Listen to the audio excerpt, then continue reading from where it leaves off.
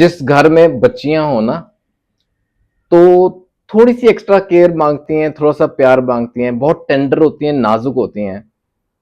और ऐसी उन्हीं उन्हीं के लिए स्पेशल ऐसी होम्योपैथिक दवाएं रहती हैं जो बहुत टेंडर हैं, नाजुक हैं और नॉन टॉक्सिक हैं, नेचुरल रेमेडीज हैं। कुछ इंपॉर्टेंट दवाएं जो ऐसे घरों में होनी जरूरी हैं। खैर, इन जनरल बताऊं, महिलाएं होती हैं घर में तो ये दवाएं होनी बड़ी जरूरी हैं। The very important wellness remedies for females, महिलाओं के लिए बहुत ही उम्दा दवाएं होम्योपैथी लाती है फॉर देयर वेलनेस, उनकी तंदुरुस्ती के लिए ये दवाएं रखनी जरूरी हैं। सत श्री अकाल दोस्तों, welcome to Guru Nanak cares. आज का एक बहुत ही इंपॉर्टेंट रहेगा डिस्कशन, चर्चा इंपॉर्टेंट रहेगी for females, particular for females. महिलाएं हैं घर में तो ये फॉरवर्ड जरूर कीजिएगा। अपने सर्कल में जो भी हैं महिलाएं, सबको इनका बेनिफिट मिलना चाहिए। जैसे मैंने कहा ना, नाजुक होती हैं, सेंसिटिव होती हैं, इमोशनल होती हैं, स्ट्रेस बड़ी जल्दी ले लेती हैं as compare to mails.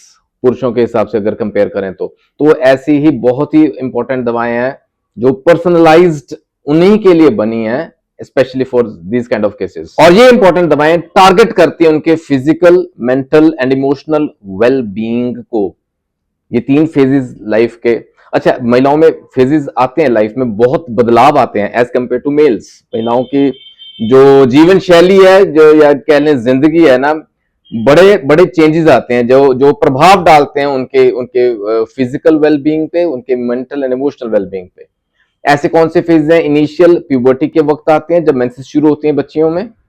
And secondly during marriageable age, जब शादी होती है। फर्टिलिटी की केसेस, फर्टिलिटी के ऐसे किस्से आते हैं, होते हैं, कई बार हो जाते हैं। एंड थर्डली इज मेनोपॉज, जब मेंसेस खत्म होते हैं, रुकते हैं उस वक्त। क्यों? क्योंकि हार्मोनल बदलाव आते हैं। ठीक है, हार्मोनल चेंजेस आते हैं महिलाओं में जब मेंसेस शुरू होते हैं, ड्यूरिंग प्यूबर्टी, उसके बाद at marriageable age and at menopause.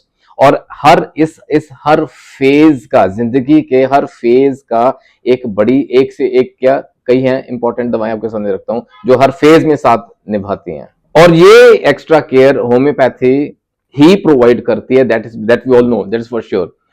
ठीक है, straight away coming to the remedies now. दवाओं की बात करते हैं। इनिशियल, जब जैसे फॉर एग्जांपल पहला फेज ले लेते हैं महिलाओं की जिंदगी का, जब puberty, at the age of puberty, जब मेंसेस स्टार्ट होते हैं, उस वक्त ना कई दिक्कतें आती हैं। मेंसेस कई बार लेट होती हैं, कई बार मेंसेस एब्सेंट है, आ ही नहीं रहे हैं, इरेगुलर पीरियड्स आती हैं बच्चियों में, इरेगुलर हो गए हैं मेंसेस। कई बार बहुत स्कैंटी है, फ्लो प्रॉपर नहीं आ रहा। और इनफैक्ट ऐसी एज में भी ना, अब देखा गया डिस्चार्ज की समस्या भी है, दिक्कतें आती हैं, लिकोरिया कहते हैं जिसे हम, बच्चियों में भी होता है। ऐसे में एक बड़ी उम्दा दवा है, दैट इज पल्साटिला, जो ऐसे इरेगुलर मेंस्ट्रुअल साइकिल्स को ना रेगुलराइज करने में सक्षम है। It's capable of that. सही है। दूसरी इंपॉर्टेंट दवा है सीपिया, जो जैसे जैसे उम्र बढ़ती है ना, अगली स्टेज में आती है बच्ची, जवानी की एज में आती है, मैरिजेबल एज में आती है, तो उस दौरान ये दवा इस्तेमाल में लाई जा सकती है, क्योंकि बहुत अच्छे इंडिकेशंस को ये कवर करती है। और वो क्या है? वो है हमारे हार्मोन्स को लेके। महिलाओं में ना, मैंने बताया ना, बदलाव आता है, तब्दीली आती है हार्मोन्स में। तो हार्मोन्स इम्बैलेंस हो गए हैं या हार्मोनल डिसऑर्डर हो गया है जैसे कहते हैं। और इन जनरल मैं आपको बताऊं, the girl is never well since puberty. Hormonal imbalance इतना भयंकर है, तो ऐसे में सीपिया बहुत अच्छी दवा है। ठीक है, वो हो गया। सेकेंडली, आफ्टर चाइल्ड बर्थ, देखिए ड्यूरिंग प्रेगनेंसी भी हार्मोनल बदलाव आता है, तो आफ्टर चाइल्ड बर्थ, डिलीवरी के बाद भी दिक्कतें रहती है महिलाओं में, उस दौरान भी ये दवा हेल्प करती है। राइट। एंड थर्ड, देखा होगा बड़ा ट्रेंड है हार्मोन्स खिलाने का, हार्मोन पिल्स देने का, to regularise the periods, menses वो रेगुलर करने के लिए। वो सिंथेटिक हार्मोन्स हैं, अपने साइड इफेक्ट्स छोड़ जाते हैं। पहली बात तो don't go to that side, we have better options here. Secondly, अगर वो छोड़ने के बाद भी दिक्कतें रहती हैं, then this is the remedy, CPA help. And in general CPA is a beautiful remedy for infertility cases. कई बार ऐसा है ना, बांझपन की दिक्कत है महिला को। खैर, individualisation of the case is required. यहाँ कोई हार्ड एंड फास्ट रूल नहीं है, लेकिन हाँ, सीपीए एक बड़ी ही अच्छी दवा है in case of infertility also. And in general uterine prolapse की दिक्कत है, प्रोलैप्स की दिक्कत है in general, bearing down pains होते हैं, सीपीए इज द रेमेडी। और कई बार सडन हॉट फ्लशेस आ जाती हैं, सेक निकलता है, अचानक से रेड हो जाता है फेस, बॉडी में से हीट निकलती है, सडन अचानक से हो जाता है, सीपीआई उसको कूल करती है। तीसरी एक और इंपॉर्टेंट दवा है, ये स्पेसिफिक केसेस के लिए होती है, आप नोट कर सकते हैं, एलेट्रिस फेरिनोजा। ये ना स्पेशली फॉर पेल्विक पेन, आपने देखा होगा महिलाएं अक्सर कंप्लेन करती हैं पेल्विक एरिया में पेन रहता है, वक्खी दुख दिया कहते ना, टूई दुख दिया कहते ना सिंपल भाषा। This is the remedy for that. और इतने भयंकर पेन्स रहते हैं, इतने सिवियर पेन्स रहते हैं, जैसे कि ना लेबर लाइक पेन्स होते हैं। वजह क्या है पीछे की? मेंसेस ठीक नहीं आ रहे, या प्री मैच्योर मेंसेस आ गए, या बहुत प्रोफ्यूज आ रहे हैं, बहुत ज्यादा फ्लो आ रहा है, उसके साथ एसोसिएटेड पेल्विक पेन है। This is the remedy that helps. अब जो अगली दवा मैं बताने जा रहा हूं ना, ये तो हर घर में होनी जरूरी है। महिलाएं सेंसिटिव होती हैं, मैंने बताया आपको, स्ट्रेस बहुत जल्दी ले लेती हैं, पुराने चीजें याद आ जाती हैं उनको, जो पुरुषों को तो कभी याद ही नहीं आती, करके भूल जाते हैं। इनफैक्ट ऐसा भी होता है कई बार, वो 15 साल पहले ऐसे हुआ था मेरे साथ, मुझे धोखा मिला था, या ऐसा कुछ हादसा, कुछ ऐसा एपिसोड जो महिला को अभी भी उदास कर जाता है। इवन आफ्टर 15, 20, 30, 40 ईयर्स पुराना कोई एपिसोड अभी भी उदास कर जाता है। ग्रीफ, अंदर ग्रीफ है, उदासी है, सैडनेस है, बिकॉज ऑफ दैट एपिसोड। ऐसा कुछ भी हुआ हो ना, इग्निशिया अमारा, इग्निशिया ना भूलिएगा, ये जरूर रखें घर में। और मैं बताऊं आपको, बहुतों को ये चीज का नहीं मालूम, इसका ज्ञान नहीं है, इसकी समझ नहीं है, लेकिन ऐसा होता है बिकॉज ऑफ ग्रीफ। ओल्ड पुराना कोई ग्रीफ है ना, अंदर उदासी है, उस वजह से मेंसेस रुक गए हैं, एमेनोरिया हो गया, there are no menses absent totally, या सप्रेस्ड हो गए, सप्रेस्ड मेंसेस। महिलाओं में ऐसा होता है। दिस इज द, या इन जनरल जैसे ना यूट्राइन ब्लीडिंग हो गई, हेमरेज हो गया, अंदर ग्रीफ है, या कोई इमोशनल एक्साइटमेंट की वजह से ये बदलाव आ गया, ये सिम्टम आ गया, ऐसे में भी इग्निशिया हेल्प करती है। ठीक है। और इन जनरल मैं बताऊं, एंग्जाइटी है, स्ट्रेस है, मूड स्विंग्स हैं, मूड स्विंग्स बहुत होते हैं महिलाओं को, अगर है ऐसा, दिस इज द रेमेडी, उनको शांत रखती है, कूल रखती है, इग्निशिया हमारा।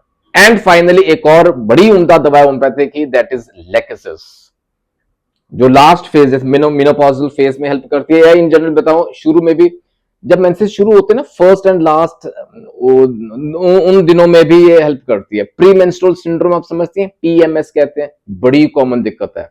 मेंसेस शुरू होने से एक हफ्ता या 2 वीक्स, 2 हफ्ते पहले भी दिक्कतें आनी शुरू हो जाती हैं। महिला को पता चलता है कि मेंसेस आने वाले हैं, लेकिन ये दिक्कतें इतनी बढ़ जाती हैं कि नाकाबिले बर्दाश्त हो जाती हैं। उसमें ना फिजिकल सिम्टम्स आते हैं, उसमें मेंटल सिम्टम्स आते हैं, फटीग है, थकान है, स्विंग्स हैं, ब्रेस्ट एरिया टेंडर हो जाता है, सोरनेस होती है, छूने से भी दिक्कत बढ़ती है, और साथ में इनडाइजेशन, ब्लोटिंग, अफारा, ये भी साथ जुड़ जाता है कई बार।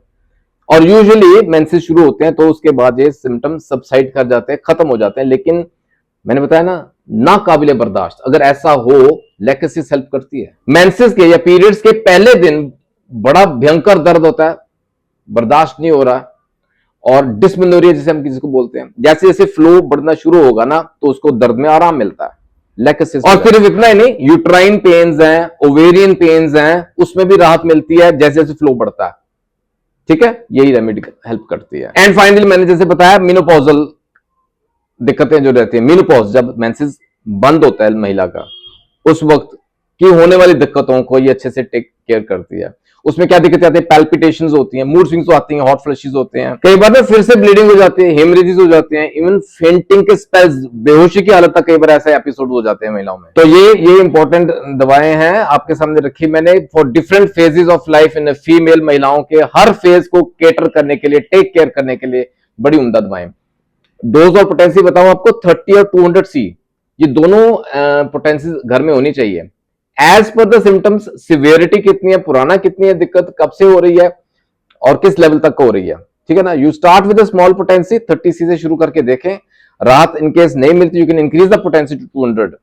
फिर भी कोई दिक्कत है तो अपने डॉक्टर की सलाह जरूर लीजिएगा, लेकिन जनरली ये जो रेमेडीज हेल्प करती हैं अपने पास जरूर रखिया करें। कोशिश है दोस्तों, होम्योपैथी के फायदे आप तक पहुंचने चाहिए, घर घर तक पहुंचने चाहिए। मेरा साथ दीजिएगा, आइए सब्सक्राइब करें, गुरु नानक केयर्स के परिवार का हिस्सा बने, और शेयर कीजिएगा, कहीं ना कहीं किसी ना किसी को कोई ना कोई फायदा जरूर हो। जल्दी मिलेंगे अगले वीडियो में, अपना ख्याल रखिएगा दोस्तों, टेक केयर, गॉड ब्लेस।